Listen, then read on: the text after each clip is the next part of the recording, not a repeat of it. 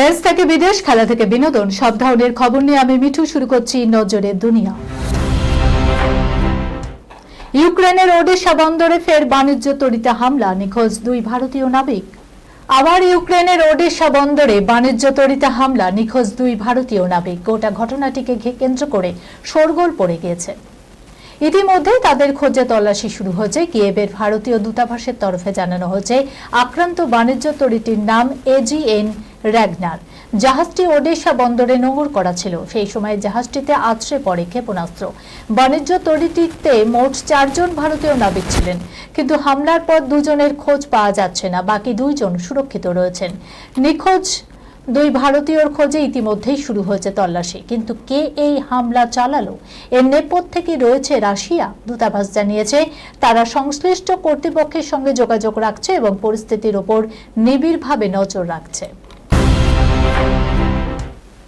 কমনওয়েলথে সোনার হ্যাট্রিক মীরাবাই চানুর, গড়লেন জোড়া বিশ্ব রেকর্ড। 2026 সালে কমনওয়েলথ গেমসে ভারতকে প্রথম স্বর্ণ পদক এনে দিলেন তারকা ভারোত্তোলক মীরাবাই চানু, করলেন সোনা জয়ের হ্যাট্রিক। মেয়েদের 48 কেজি বিভাগে প্রতিযোগিতায় দুর্দান্ত পারফর্ম করে তিনি স্ন্যাচে 85 কেজি এবং ক্লিন অ্যান্ড জার্কে 105 কেজি ওজন তুলে 2টি নতুন রেকর্ড স্থাপন করেন। মোট 190 কেজি ভার উত্তোলন করে তিনি প্রতিপক্ষ বাকি সমস্ত প্রতিযোগীদের অনেকটা পেছনে ফেলে অনায়াসে প্রথম স্থান দখল করে। মীরাবাইয়ের এই অবিস্মরণীয় জয় ও রেকর্ড করা পারফরম্যান্সের ওপর ভর করেই টুর্নামেন্টে ভারতের সোনার খাতা খুলল। ইভেন্টের শুরুটা কিছুটা নাটকীয় হলেও স্ন্যাচ ও ক্লিন অ্যান্ড জার্ক 2 বিভাগেই নতুন রেকর্ড গড়ে দেশের জন্য এই ঐতিহাসিক সাফল্য ছিনিয়ে আনেন তিনি। কিস করার পরই এমন জোরে থাপ্পড় মারল টিভি অভিনেত্রী করণ কুন্দ্রাকে, কেন? দেখুন, টিভি এবং বিনোদন জগতে নিজের কাজের জন্য খ্যাতি অর্জনকারী সানভি তার প্রাক্তন সহ অভিনেতা করণ কুন্দ্রাকে নিয়ে এমন একটি দাবি করেছেন যা সবাইকে হতবাক করে দিয়েছে। সানভি সম্প্রতি প্রকাশ করেছেন যে পর্দায় একটি রোমান্টিক দৃশ্যের শুটিং করার সময় করণ কিভাবে তাকে জোর করে চুম্বন করেছিলেন। সানভি সম্প্রতি তার কেরিয়ার এবং পর্দায় অভিনয়ের অভিজ্ঞতা নিয়ে মুখ খুলেছেন। সম্প্রতি এক সাক্ষাৎকারে তিনি চাঞ্চল্যকর তথ্যটি প্রকাশ করেছেন। অভিনেত্রী জানান যে ইয়ে কাহা আগায়ে হাম শো চলাকালীন করণ কুন্দ্রা তার প্রতি খুব আগ্রহী ছিলেন, কিন্তু আমি করণের প্রতি আগ্রহী ছিলাম না, তাই সে ভেবেছিল আমি অহংকারী।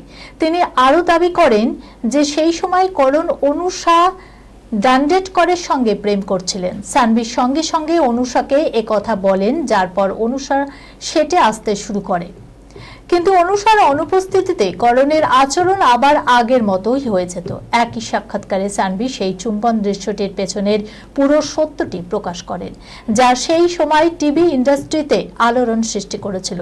ইয়ে কাহা আ গায়ে হাম শোতে 2 অভিনেতা একসঙ্গে প্রধান চরিত্রে অভিনয় করছিলেন এবং দর্শকরা পর্দায় তাদের রসায়ন খুব পছন্দ করছিলেন। সানভি বলেন, একদিন আমাদের একটি চুম্বনের দৃশ্য ছিল। পরিচালক ইশারা দেওয়ার আগেই করণ আমাকে চুমু খায়।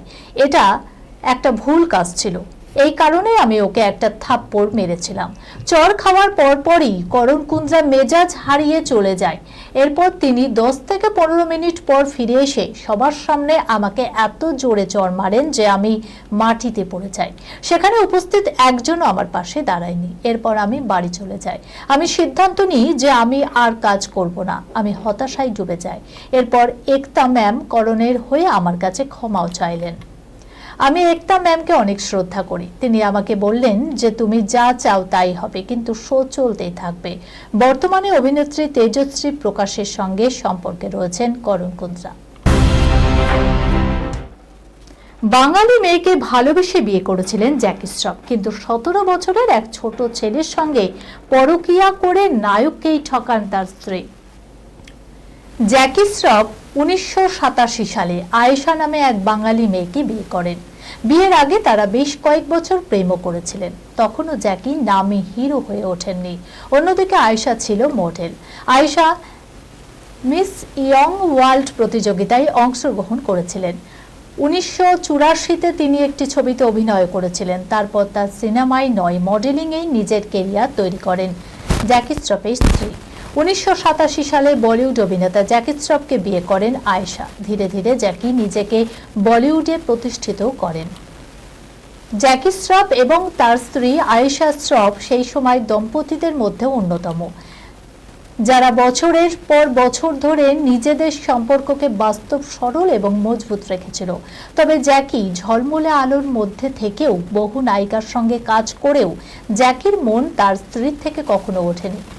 উল্টে তার স্ত্রী পরকীয়া করে স্বামীকে ঠকিয়েছিলেন। সাহিল ও জ্যাকি শ্রফের স্ত্রী 2009 সালে অংশীদারিত্বে একটি প্রযোজনা সংস্থা শুরু করেন, কিন্তু এই দুই ব্যবসায়িক অংশীদারের জন্য পরিস্থিতি খারাপ হতে থাকে।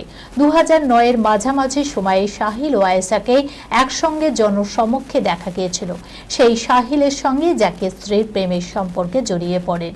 এক সময় জ্যাকির থেকে আলাদাও থাকতে শুরু করেছিলেন তার স্ত্রী। পরে তার ব্যবসায়িক সমস্যা শুরু হলে সাহিলের সঙ্গে দূরত্ব তৈরি হয় আয়েশার, এবং এই সমস্যা থেকে জ্যাকি শ্রফই তাকে উদ্ধার করে। এই খবরের সঙ্গে শেষ করলাম আজকের নজরে দুনিয়া। আপনারা দেখছেন টিভি 24 বাংলা, সংবাদ বিনোদন সারাদিন সারাক্ষণ।